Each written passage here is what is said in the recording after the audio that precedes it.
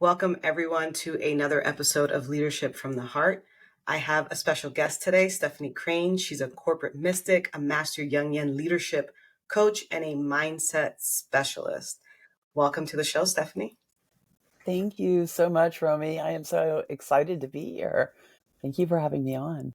Excited to have you. I'm very excited about the topics that you want to talk about today, and just kind of flow and let whatever comes come. So, to kick it off, tell me a little bit about your journey and how you got started in the leadership space, leadership and healing space. Yeah. It's interesting because those are two sort of like divergent journeys that intersected each other in my life. And for me, I have what I like to call a complicated medical past. And it started with birth, literally. And so I had to go on sort of a medical journey of my own where I had to learn a lot about claiming personal agency and really self healing and not being dependent on other people to heal me. And because I was a child that had a lot of medical issues, there was sort of a conditioning that happened that I had to unlearn as an adult. And so through that, I experienced trauma and had to go on a healing journey of just, taking care of myself. Right. And so I learned a lot in that process and also started to, do things like train myself in yoga and train myself in mindfulness practices and try to move away from so many of the just immediate, like Western medicine does a wonderful job of healing us when we need like an emergency healing, but not so good on the long-term care when, it's sort of that process for me. And so really it was a goal of personal agency. And, from a leadership perspective, I feel like leadership is something that was I was sort of born into a space Mm. of, I was raised by a true leader, a true corporate leader. I was put in positions very early on that allowed me to express leadership and also allowed me to like sort of test and flex leadership and learn a lot of very difficult lessons at an early age. And, I think the process of my own self-healing and dealing with my own traumas, and then also my real strong desire to like just be very tenacious and dynamic and passionate about the things that I did, they converged into me wanting to heal environments and do that from a leadership space, do that from a place of guidance and more servant-based leadership, I guess, helping to empower other people and Right. give them the type of agency that I sought for myself, but for almost totally different reasons, if that makes any sense. Yeah, a lot of sense. And so going back to like how you had to like deprogram, what are some of the things that you had to like deprogram in your healing journey? Um, Maybe at the same time or prior to the leadership part. Huh. Well, I think the first and biggest thing is that I mean, always come back to that word of like personal agency, because for me, personal agency it also means accountability. And in the medical world, there's sort of I mean, I think it's shifted a lot, but especially, at the time that I was growing up and throughout those years, there was very much the doctor is God and what the doctor says goes, and here, take this pill and don't ask questions and, do these things. And, I mean, I've had somewhere between 20 and 25 surgeries. I've had a lot of medical experiences, including an NDE which is a near death experience. And so Oh, I've had some very complex medical experiences in my life. And the deprogramming was like the recognition again that nobody was going to be more responsible for my health and my personal growth than me. one. That I couldn't just turn to a doctor and say, hey, fix this. Okay. And then also I wasn't broken. I wasn't, I have like, I don't identify with sort of my health. I often say like, I might manage something, I might manage chronic pain, but I do not have chronic pain. Like, this is something that I do not claim that or own it. And so it's that really, that's that mindset aspect of like, so another deprogramming, I'm not a victim. Right. Like, there's nothing here to feel sorry for. God, please don't put that pressure upon me of, it's like, it's a space where I'm not a victim. These are experiences I've had. I have a lot of gratitude for the experiences in my life. I've learned a lot of things from them. Right. Um, I might not, wish them upon somebody, but I also wouldn't necessarily want somebody else's experiences either. So, I sort of look at it like these were the gifts that were given to me, and it's they're mine to work with. Absolutely. So yeah, that's, I think, a lot of the programming. So when you come into the corporate space, there's a lot of conditioning that brings us into the corporate space. Hmm. And a lot of that, I think in some ways depletes our own agency. A lot of people I find feel somewhat disempowered in corporate environments. And, so a lot of what I talk about with people is how do we empower everybody in a corporate environment? I go on the premise that everybody in a corporate environment is an employee, regardless of your title or status. You are reporting to someone, even if you're the owner and you report to your customer, you are Right. an employee. Oh, You are working for somebody. And so to have any other mindset in that space, or to at least not honor the employee experience, is to sort of not recognize the value of the human experience in a corporate setting. And so, yes. very different way of definitely a paradigm shift for me, different way of thinking about it. Even the CEO, the founder, has a customer that he or she reports to, and that that's very humbling. Um, what do you think that people have an issue with when it comes to leadership and owning their own agency and having their own autonomy? Do you think that it's more programming from the past, or do you think that it is something that's currently still very much existent in corporate America? Both. I think that it's both. I think we're in I think actually we're in a really strong transition period right now. Yeah. And we've been, and I have another podcast, and we recently had a conversation around the history of HR, and and my co-host did this incredible research and came up with like 400 years of HR history. But we identify that right now we're in what is called the high performance period.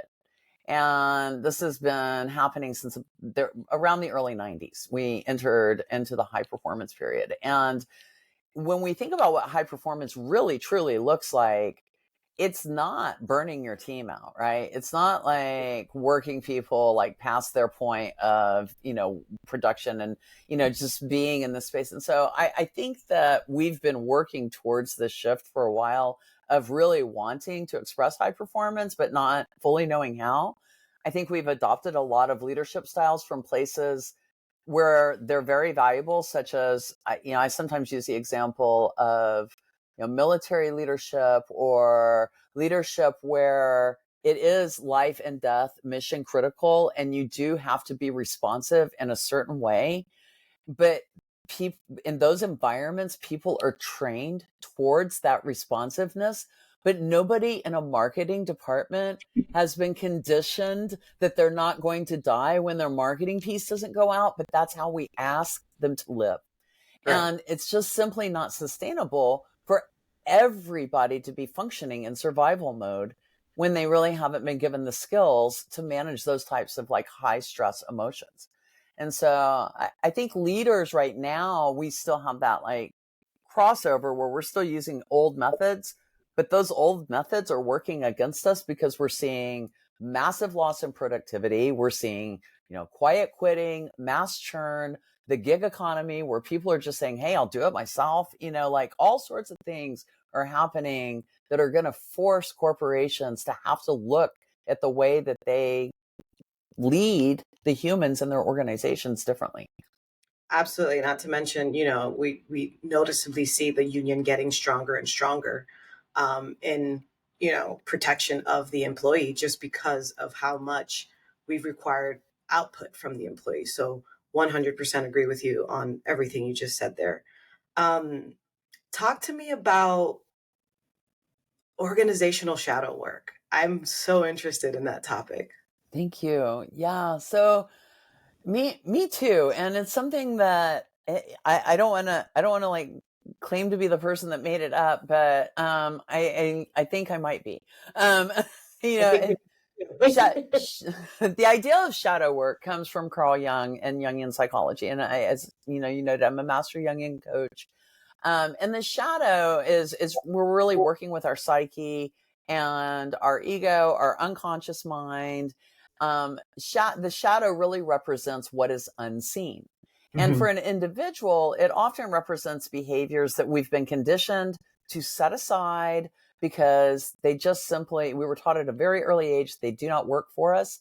There can be very good things in the shadow, like your voice, for example, might be put into the shadow. You might not speak up for yourself. And so, there are things that what lives in the shadow are things that for whatever reason we have just been taught, like, don't do this, don't get angry, don't speak too loud, don't do these things. Um, I took this analogy that applies to individuals and applied it to corporations and the ideal that I believe that organizations sort of develop and create their own shadows. And for many years, they've done things to attempt to maybe market their way out of it or recruit their way out of it. Or, they use sort of like what I call departmental solutions to try to solve business problems that are really truly leadership issues that need to be addressed at a shadow level, at a core, like let's get into the depth of what we're not saying.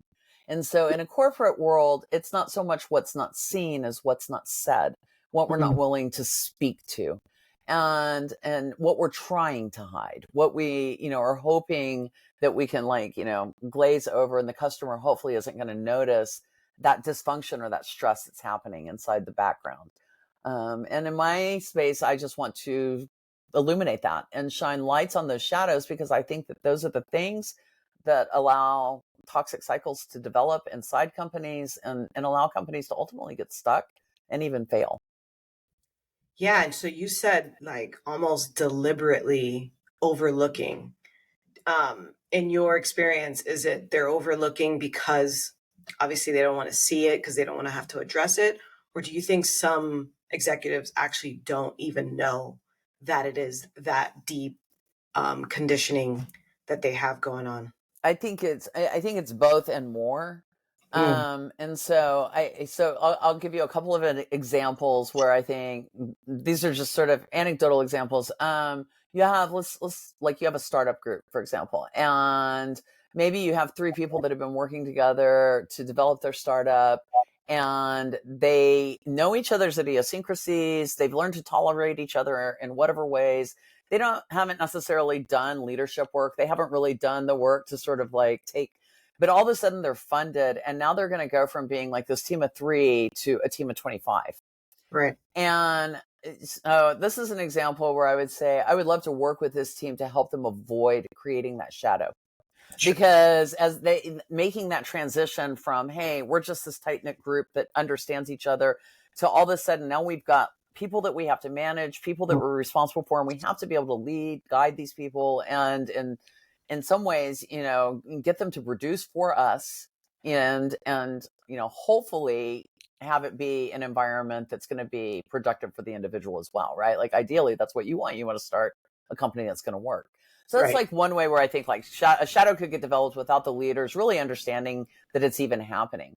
But Okay. then I'm gonna go swing all the way to the extreme, and let's just talk about a very public shadow right now. Let's talk about Boeing, Mm, because Boeing, we are watching the exposure and illumination of a decades long shadow that has yeah, been happening in before our eyes, right? But if you go to Boeing's website, they still have engineering excellence as one of their stated, documented values, but it's really, really clear that they have not been living up to and expressing that value. And there are a lot of shadow elements that have been uncovered while various organizations and people have been investigating what has actually been going on behind the scenes at Boeing. And so that's an example where I believe there's some complicity. I believe that the leadership in many ways, directed that shadow. There was Boeing was a organization for 80 or so years before they merged with another organization. Leadership changed, and when that happened, culture changed. Yeah, Leadership drives culture. exactly. And profits seem to be, the most important thing instead of quality of output. And it's I call it stepping over dollars to pick up dimes, for sure because this is going to cost them an way enormous more. amount of money. 100%. And, and honestly, I mean, they're being investigated by the DOJ. I mean, it really is something that expands beyond, what you just have to look at, like, when, they're not, and what's frustrating with Boeing is they're not just damaging their own brand, they're actually hurting the public. They're Right, damaging an industry, the right. brand of an entire industry, right? So the accountability is exponential. Absolutely. And it's like that's obviously an incredibly extreme example, but it's something that's very, very real, because it's taken decades for this to occur. This didn't happen overnight. Yeah, And if these shadows had been illuminated very early on and addressed by the board, addressed in the proper ways, they may have taken a different path. The journey may have been different. right. Yeah, I call it like avoidant leadership. Like it's just where they don't want to see it, and eventually it becomes too big to not see, and now we've got to deal with all the consequences of not dealing with it early on. Do you find that obviously whistleblowers, people that work, they do bring it up, nothing's said. And so it almost has to get this big for it to crumble. And so probably a lot of employees there just shrug their shoulders and let, so to say, the shit hit the fan so that we could get here. It's interesting because I have a post right now out that I've run a couple of times, and it's just 10 questions to ask in a one-on-one, right? It's nothing like super revelationary or anything like that. But there's a comment on there that I've left on there, and I've just watched how many likes it gets. And the comment is simply, "I wish I still cared." Oof. And that's, I mean, employees and humans as in general, like, if we want to just start with Maslow's hierarchy, okay, we're not fulfilling even our basic needs, okay? And to think that, we're wanting, this like high performance, we're wanting this high functioning, high profit, all the, but it's got to serve holistically. And there is a sustainability breakpoint. Like that is the truth. So I think when people just literally stop caring, and you just have people showing up and they don't feel like they're being heard, and they don't feel like it, they feel like not only do they not feel like they're being heard, but that if they say something, they're going to be, called out or worse. Right. And I think, from my perspective, there's nothing more valuable to me than feedback. And 100%. I mean, a negative, positive, I love me, hate me, don't ignore me. Yeah. Right? Right. Tell me Right. something, right? Like, love me, hate me, don't ignore me. I mean, give me feedback. I I can try work with to that. I try to tell leaders that all the time. I said the moment they stop talking, you've got a problem because it means that they don't care anymore. Absolutely. So get them to talk. I don't care how big or how small it is. Get them to say something because no news is not good news anymore. Uh, I would even say it means that they can't care anymore. Correct. Right. Right. Like, To your right? And it's not even, they don't want, I mean, people want to be engaged. People want to feel valued and purposeful. Nobody yeah. wants to feel like they are just wasting hours and hours of their time for purpose they don't understand. One of the things I tell leaders, and that one of the best and most powerful things you can do is help your employee understand the direct impact they have on the Yes. business, on the customer. Like, I don't care how far removed they are from that process, or how, whatever minuscule or small their role seems in the environment. It does not matter. It has a significant value in the culture, and it has significant value for them to understand that.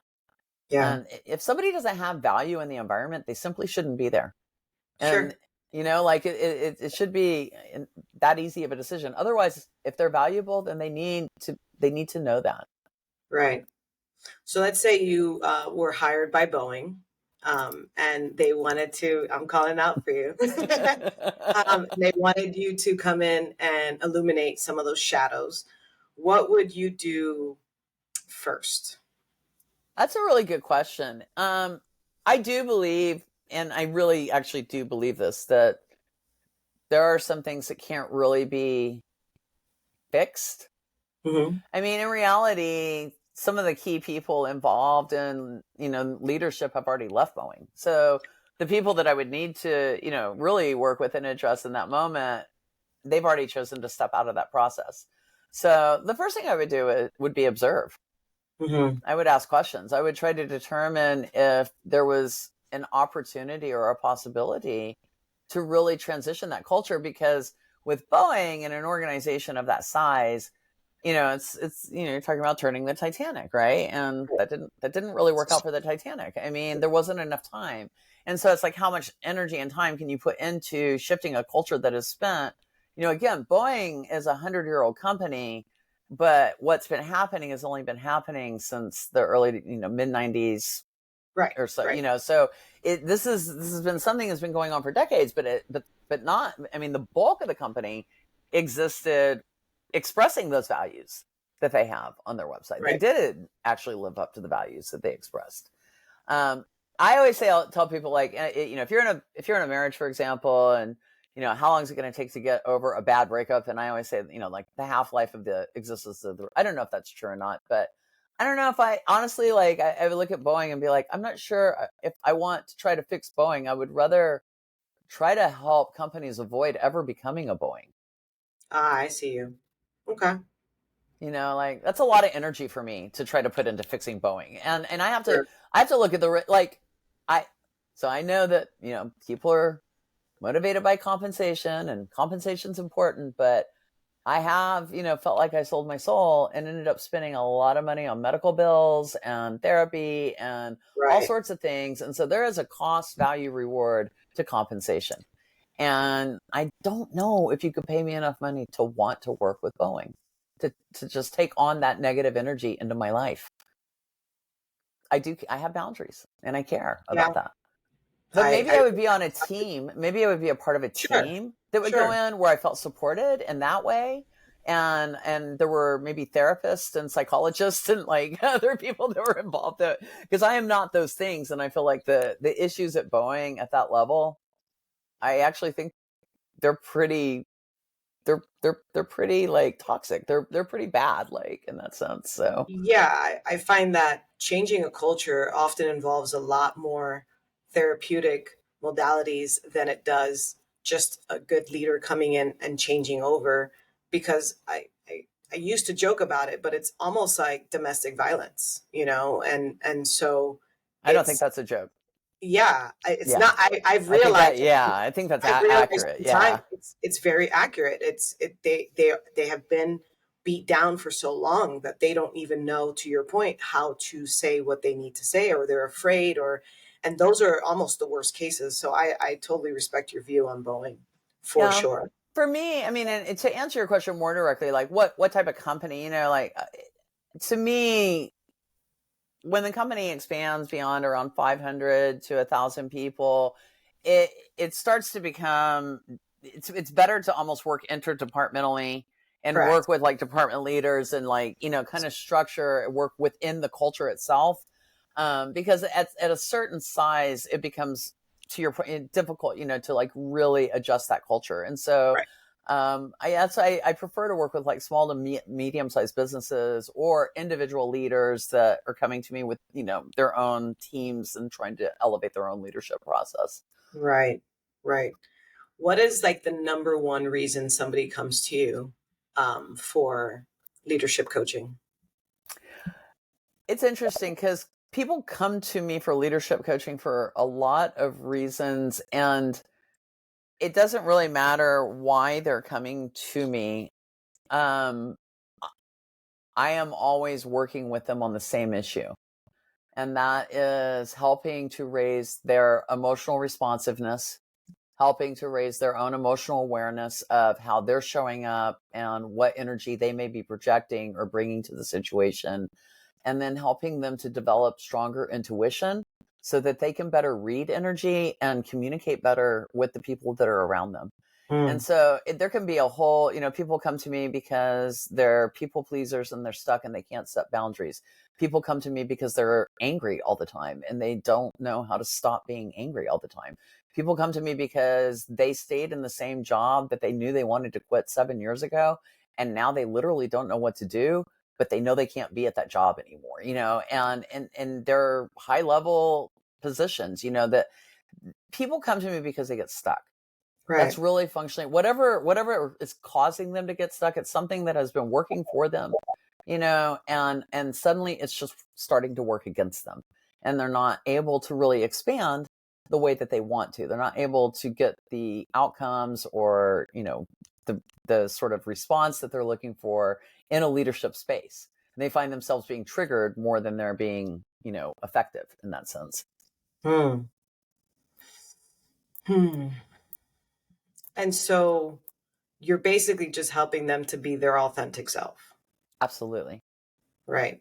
And does Absolutely. that let's dive into that. Let's talk about what that um are you adding to the person or are you removing some programming? A little bit of both, I would assume.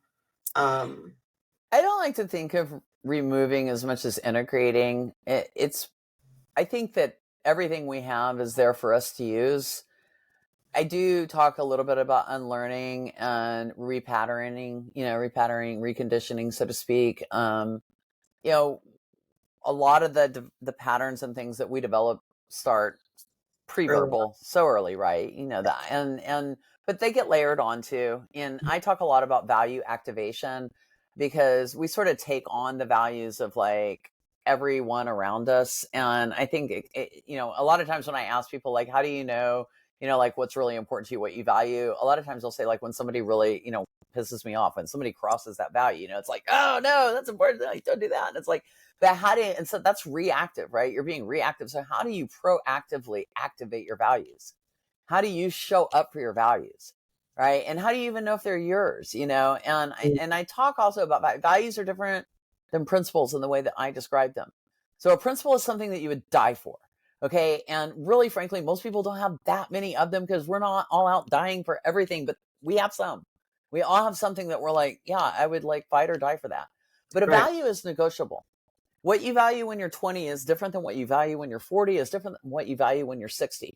What you value in your career may change over time. You may start off valuing money and then you may value flexibility. Like these values are like things that you're constantly negotiating, and you negotiate those values with everybody that you engage with. You're Right. constantly having these energy exchanges of, we are negotiating our values and having this conversation of what we care about. Yeah. We're both sort of in that space of shared values, right? But there's still a negotiation that happens there, and we both have to decide that we agree to that we agree that we're here together to have this conversation. So in that sense, I look at our value systems and how we activate them as how we really align ourselves into being authentic, because a lot of people set their values aside, and that's if you're people pleasing, right? Well, Yep. you're putting everybody else's needs before your own, and then you're secretly getting angry, and you might not even know it, but you're becoming passive aggressive, and you're doing, because that energy has to be honored, right? You have to honor, if you value something and then you don't honor that value, that energy is going to flow out somewhere. It's going to show up, and it may show up by paralyzing you, or it may show up by triggering you, or in Right. any other way. So authenticity, not everybody likes purple hair. It's okay. Somebody told me today they didn't like my purple hair. It's okay. It's They okay. don't have to have it. You don't exactly. They don't have to have So it, should. And this is, I had purple hair long before I became corporate mystic. I've always had purple hair. So, it's just one of those, that's authentically me. And when I decide I don't want it, guess what? Then I you won't won't have have it. it. And I won't Yeah. care. Yeah. And if people understood, the trigger is just an indicator, I think that they would do a lot better in the regulation of that dysregulating feeling. I just think that people don't. don't they just think the other person or the thing is just irritating. One of the things where we are so conditioned, and especially in the corporate space, is we're so conditioned into our head. We are very logic driven in corporate. Logos is our leader, right? We live by logos. And it is just so much so, and it is shocking to me how many times a person will literally say these words to me. They will literally say something like, "No, I don't have feelings." And I'll be like, "Stop. Let's back up that statement."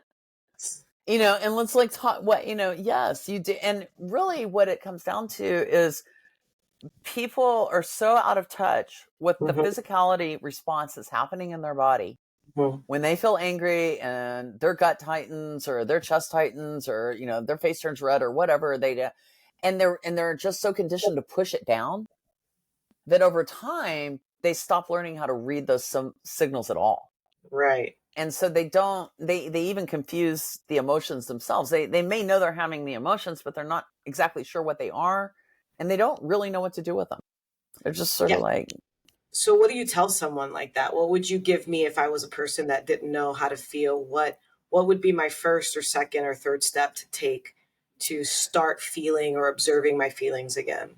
yeah, I would do some real guided, conscious visualization work. Mhm. We would start by learning how to just identify physicality feelings in our body, just Yes. the physicality of our body, and start in the very 3D space of where we are. Yes. And, do working with our breath, working with mindful concepts, not necessarily getting directly into meditation, but really just starting to raise awareness. Hmm. That's the first place. It's not trying to change anything, not trying to no assignments. Let's just start looking at things, being observant, and trying to do that with as much objectivity as we can. Just with this, Yeah, don't judge it. as much object, yeah, without judging it. We're not going to judge this feeling that we're having. We're just, let's name it. Let's name that weird feeling that comes up that's red George. Okay, George is here. Oh my God, what are we going to do with George? But it's starting to just personify and humanize the fact that you're human and you have feelings. And over time, the goal is to integrate that and recognize how useful and powerful that energy is, For how sure. useful and powerful that information is. And in a leadership space, when you have so much coming at you from so many directions and you're really expected to be on and sort of aware of everything at once, that can only benefit you. That can only help you, to know how and when to respond, and even how and when to back off and take a beat and, give yourself the space you need to respond, which is Right. sometimes something that we struggle with. We feel like we have to be like automatic. Right. Right. Yeah, they a lot of I think the old corporate world honors the fast response, the high productivity, the never sleeping because you're always answering an email. I don't think it's here anymore. I think it's kind of going away as, you know, um, things change and things shift. Mhm. But if you were to debunk any leadership concept, maybe leadership and holistic healing modality that goes together, what would be um, the biggest thing that I'd say people haven't quite got right yet? Like, let's debunk. I'm thinking of a topic, but I kind of want to just leave it open to where it's something that you encounter with people that you consistently have to kind of, I guess, redirect them. That in order to be authoritative, you have to be an asshole. There you go. You don't. Let's talk. Yeah. You just simply don't. You can hold authority and empathy in the same space.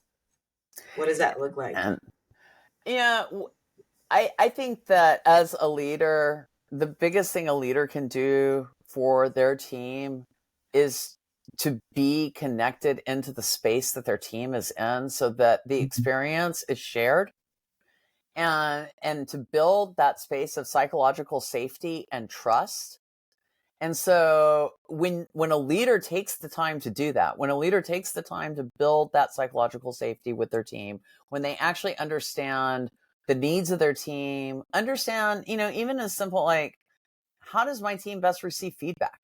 What are the best ways for me to, these things, they engender trust, they engender the capacity for that leader to express authority and for it to be received, Right. because they've developed and created the space and the respect that allows that authority to happen, and the leader doesn't have to express that in some demeaning or diminutive way. And that doesn't mean also, because I'm a strong believer, I mean, as a leader, I've said, yeah, I need you to do this. Like, this has to, there are times that you have to make demands or that things, but I've also like followed it immediately with, I will be accountable. Like, take care of what, you take care of this. I'll be accountable for anything that comes back.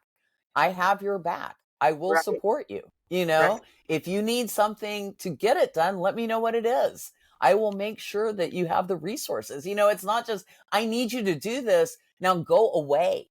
Right. Right. Like, and I don't, I don't have any time for you, and I'm not here to mentor you, and I don't need your questions and all it.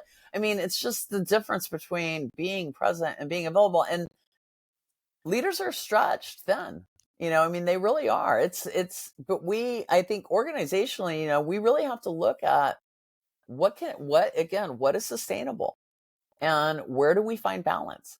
Because going back to that high performance of like, high performance all the time on, I think that we're moving into a phase of whole performance, Yes. right? Where we're bringing our whole selves, we're recognizing the value that we get massive amounts more productivity out of somebody who is healthy and happy and maybe spending less time focused on business, but doing so much more when they're there. 100%. We have the capacity to make those changes. We have to get out of fear space and really into an innovation mindset and a curiosity space and willingness. Right. Right. And I wanted to go into a little bit more of the concept of support. I think that, as a millennial myself, we may not have gotten the support that we're currently getting, which is beautiful. But I think some of my millennial counterparts forget um, what support looks like and how to support their team, either because they don't know how. Mm-hmm. Um, I don't want to think it's just that they don't want to. Mm-hmm. So, what is support to you? What does support mean in a leadership role? How can a leader support their team? What does that sound like instead of what does it look like? Yeah, I mean, for me, and these were things that I did leading teams. Yeah. I mean, it's always important to me. Like, I don't make, first of all, the first thing I usually tell somebody who works for me is if I have to manage you, I'll probably fire you. Okay. Like, honestly, like, we're 100%. we're all adults here. I assume that you know how to manage your own time. You understand how to get the job done. And I've hired you because you're the expert at what you do. Yep. And it's like, so that's something right out of the gate that is giving people sort of the autonomy to be the people you hired them to be. Right. And, that's kind of coupled with understanding what that is, like making sure that you're connecting with people. A lot of times what happens is, people, we put a lot of energy into hiring people. We do all the recruiting, all the interviewing, all this, all this attention. And then like, boom, here's your computer, here's your job, go to work. And then I talk to people who have never had a one-on-one. I've Yes. literally never sat in front of their boss and had a conversation. And if they do, it's usually just a download. Right. There's never, and leaders could simply be supporting their team by just talking to them and getting to know them as humans, understanding what their needs are. I talk, like, there's a lot of studies out there right now, and especially with Gen Z, this is going to happen. Okay. This is like corporations. It's going to happen. Gen Z is going to shift the way that we do business. And one of the number one things that comes up on almost every study out there is flexibility is what will drive business in the future, right? Flexibility. And it has to, right? As a coach, right now, my clients are currently in Hong Kong, Germany, Canada, the US, and I'm hoping to work with someone in Mexico. And it's like flexibility is critical to my job, Yeah. right? And there's no reason why companies can't be flexible. And I like to say, companies can't be flexible at everything, but all companies can be flexible at some things. And companies need to start looking at where they can flex. Where can they flex for their employees? Does it have to be like everybody shows up at the dot on, at 9 a.m. and everybody leaves at the dot, and it's unfair if everybody, if you're a minute late or a minute off or whatever. It's like that type of micromanagement and that type of like process management is just, it's literally proving by dollars to be ineffective. 100%. And so building flexibility into the process of leader is another way that you can support your employees, because people have different needs. Right. So just understanding what their needs are. Some people are trying to grow in their career. Some people just want stability and no stress. Some people are like, looking to thrive and like move forward. And it's like, I don't assume when I hire someone that they're going to be with me for the rest of their life, for 2 years, for 2 months. I don't assume that at all. Right. I believe we should start celebrating when people leave and move on. I can't stand the environment that like you turn in your resignation and then you're disappeared on a Friday. It's like we never see Jane again. Bye, she's gone. It's like, why don't we, celebrate when people make choices to grow in their own life instead of being resentful and fearful? What does that do to the culture?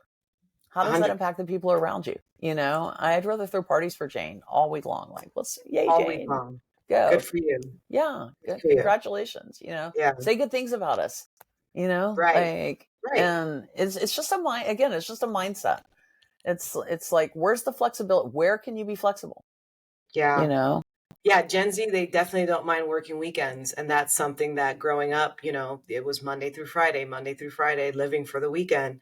And you have a very good point at Gen Z's wanting to flex because they want to do what they want to do when they kind of want to do it, and they want to earn money and do business. It's there's this misconception that they don't want to work, and I don't agree with that one bit. I'm. I see them working. They want to work. It's They just want to flex. it's actually. I'll pitch right now. Any leaders who don't know how to work with Gen Z, I'm happy to work with you to help you understand that they are quite talented and Right. well worth the effort and attention to learn how to Right. work. The generational divides that we have, I think, again, I'm always looking for, how do we integrate? How do we Yes. collaborate? How do we Yeah. bring together? It's fine that we've got distinctions. I love being unique, but it's like, I also love to connect. Right. And, I like harmony. I'm a Libra. I'm sorry. I love harmony. What am I going to do? Yeah, I'm with you. I love inclusivity, and I don't think anybody needs to be left out of the party. I think everybody should be invited, and everybody just dance their own dance. So I feel you on that 100%. If there were three things, let's do three. If there were three things you say a leader must have to be at least a decent or a good leader, what would they be?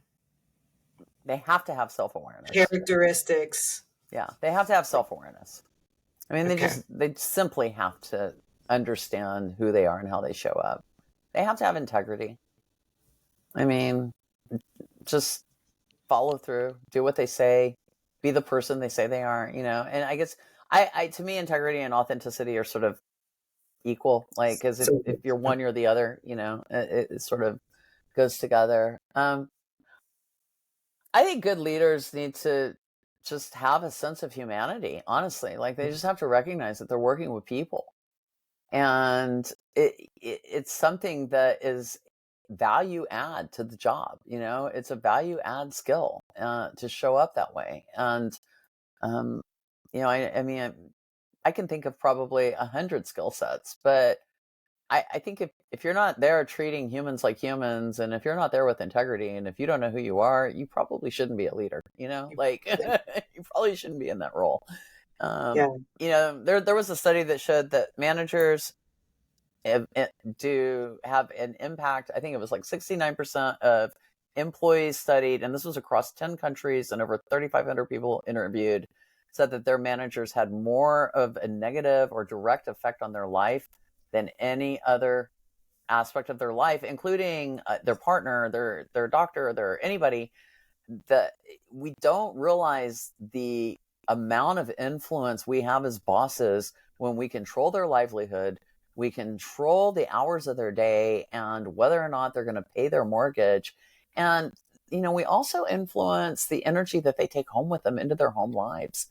And so, it affects their health, their mental health, and there's accountability there. So I guess if I was going to add a fourth thing to the leader thing, I would say accountability. Like, Yeah. leaders need to be recognized that they need to be accountable for what they're doing. That Yeah. it's a big responsibility. Yeah. I don't think that leaders quite understand how impactful they are just yet. I think intentional leadership is sort of missing because they think that they're just doing the overall job and herding the sheep, and that's not at all what you're doing. There's so much more behind it, and if you're not careful, um, it can go south very quickly for people. Um, Absolutely. I've and definitely so, seen real breakdowns happen. right. Thank you for That's, calling it out. yeah, I mean, it does.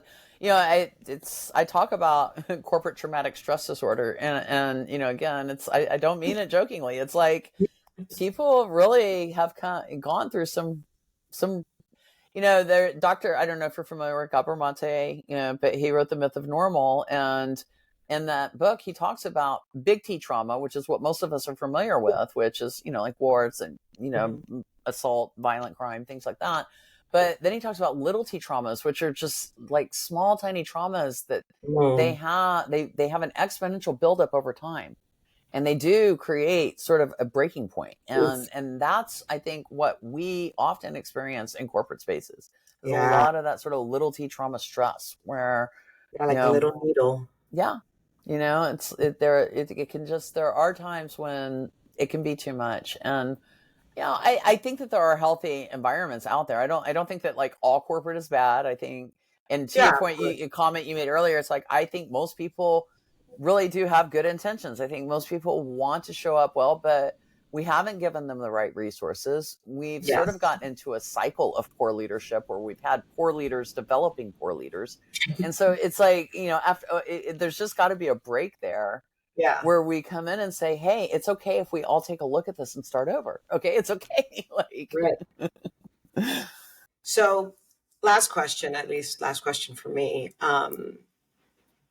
I believe that skills can be taught, but I've often heard more recently that the soft skills, the human skills, the people skills cannot. I don't necessarily agree, but I would love your viewpoint. Oh, I think that the soft skills can absolutely be taught, Right. like absolutely be taught. But there's some things that have to be in place for that to happen. That sounds And good. I think it's important to understand the distinction. I'm a coach, and I absolutely work with people to elevate their soft skills. Right. And what elevating soft skills can look like is, for example, sometimes lowering the hard ones. Okay, so elevating a soft skill of empathy might mean taking down a hard skill of authority, and like kind of finding that balance right in that space. Right. And so it is really just teaching people to work with emotions. It requires willingness. That, Period. that, It that, requires willingness. If somebody that. doesn't want to see, and if they're not, our egos, which are very important to us, Yes. okay, we don't want to harm our egos because they keep us alive. They are Right. there to keep us alive. But when our egos are in survival mode, Mhm. right, they're out of control.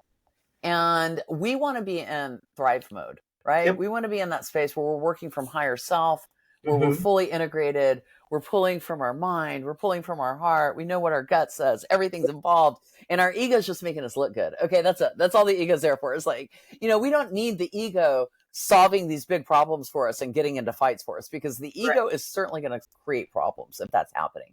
And that's usually what stops us from growth, is the ego gets involved and says, hey, wait a minute, you're about to change everything I'm comfortable with. No, that's not going to work. We might die. Yeah. So we're not going to grow. We're not going to change. And that's kind of that shadow. That's that blind spot that, and that's, one reason why shadow work really honestly can't be done alone, because you're never going to work around your own ego. Your Mm. ego is always going to stop you, and you're not going to know it. You're just going to be stuck in that spot. You need that objectivity of somebody else going, hey, I think maybe your ego's like protecting you there. Like, is that a defense mechanism that's showing up? So I absolutely think that anybody can learn soft skills if they have that capacity and willingness. And Sure. I also think it's important, because we talked about trauma a little bit. If somebody needs therapy, that is very different than needing coaching. Right. And, I often, if I'm working with somebody who comes to me wanting to develop emotional intelligence, if I assess like, hey, maybe you might want to work with a therapist first, because you need to kind of deal with some Yeah. more, issues that are like really preventing you from living your fullest life, as opposed to just making you feel stuck. And there's a little bit of a difference there. And so it's important to understand that and to be able to negotiate that as well. Yeah, I think that's super important because oftentimes as coaches, we find ourselves, in a therapy session and well, I've got nothing, I know my stuff, but I don't know how to guide you through. And I think I think there should be, do you have something possibly on your website that has two clear distinctions of when you need coaching and when you need therapy? That is actually, I might. I Like think that would be you super asked me that. cool. I do talk a little bit about that on my website. And I do actually have documentation on that I can send to like a I client would or love somebody. I would Yeah. love Uh, to I see can, that. I can definitely share that with you. It Thank really you. comes down to when you're dealing with something that's truly pathological. Like, it's like you Right, literally can't function in your life, right. and you're going to need to work with a therapist at that point, because you're dealing with patterns that are just incredibly deep Yeah, and may even require, more support than what a coach can typically offer. And yeah. so, that's, I look at the coaching like from a coaching perspective when I'm vetting a client and a client is vetting me, because it's a mutual Yeah, process. There certainly needs to be a fit there, but it is something that I'm super mindful of very early in the process of looking very for it. cool. What, and some of that is through questioning, and some of that is just through what they're projecting and the information they're giving me. Right. Yeah, and the ego's a tricky person, within you. It can allow you to think that it is letting you in the most subtle ways. It's not, and I think you're right about the objectivity and having somebody help you out with that because And and just questioning it. it gets glorified so much in the corporate world. And I think that's something else, when you talk about like kind of things that we have to break through, or myths that we have, the myth of like the sort of egomaniac business leader that's, the Steve Jobs guy or the whatever, it's like, yeah, there are these like big egos out there, but they all have their own awarenesses and awakenings in their own spaces. And that doesn't have to be the way that you have to be. That doesn't have to, be the way that you have to show up. And, I Yes, just feel like it's one of those things that is sort of mythologized in the corporate yes. world, where really, honestly, most people's egos cause them more problems than, good. And when you learn to work with that and understand it, it elevates you in a way that, allows you to just become more responsive. And Yeah. I I think do that find that that's people just copy what they think is success. um, absolutely. for success. And it's not even, like you said, that's how I feel like a lot of people lose themselves in It's that. why the Wolf of Wall Street. Well, I know it's supposed to be a redemption movie, and it's a really good movie. I mean, it's super Great entertaining, movie. but it just makes me so sad. Like, I just watch it and I'm just like, that's, because there's, I mean, honestly, there's so much toxicity and just like wrapped up into that movie. And Mhm. I don't ever think about the main characters. What I think about when I watch that movie are all the people in the environment that you don't see, that are having to tolerate that level of toxicity and 100%. like what that's doing to them. And like, again, they're taking that home. What does that do to our society? What does that do to us as well? It's just, I don't know. It just makes me feel kind of gross. Like, like I don't want that. I want to vibrate higher. I Yeah, just do. I think that, we can all be in a space of success. agreed. I don't think that I don't know. I believe there's enough pie for everybody. Yeah, I mean, it's just abundance, right? Yeah, it is abundance. Yeah. So, Steph, final thoughts? Well, first of all, this has been incredibly amazing. I love the show that you do. I love the leadership from the heart. That's really what it is about at this point is getting out of our heads and into our heart space, right? And just making those real connections. Right. And my biggest thought is start with yourself. People really need to start connecting with themselves, activating their own values, and really figuring out how they can be empowered in the space that they're in, and then go from there, because that creates more possibilities when you're empowered. Amazing. Yes, I've enjoyed this conversation immensely. I appreciate you being here. Um, if people wanted to find you, where can they find you? Well, I am on Instagram at corporate_mystic. I'm also on LinkedIn, Stephanie Crain. I have my own podcast called From Illumination to Innovation. And I have a book that will be coming out in August, and it's called Brand Shadow, Understanding and Overcoming Corporate Toxicity. So I am very excited about that. Me too. I am super excited about this organizational shadow work that you invented. I'm just going to say that. It's I like I think invented the Post-it note. Oh my God. it's so cool, so different than anything else. I think it's something that's going to be, a thing, and I think it's going to be huge, and it can help a lot of people as long as they want to look, Thank you so as much long as for they have saying that. courage. Yeah, for Thank you. sure. Yes, it does take courage. That is Yeah. the truth. Thank you. This has been so fantastic, Romie. I honestly just thank you so much. No, thank you. Thank you for being here. Appreciate you. Um, I'll wrap it up. That's our episode of Leadership from the Heart. Again, thank you guys so much for listening. Thank you for being here. And as always, you can always reach out to me at info@leadershipfromtheheart.co. That's info@leadershipfromtheheart.co. See you next time. Thanks.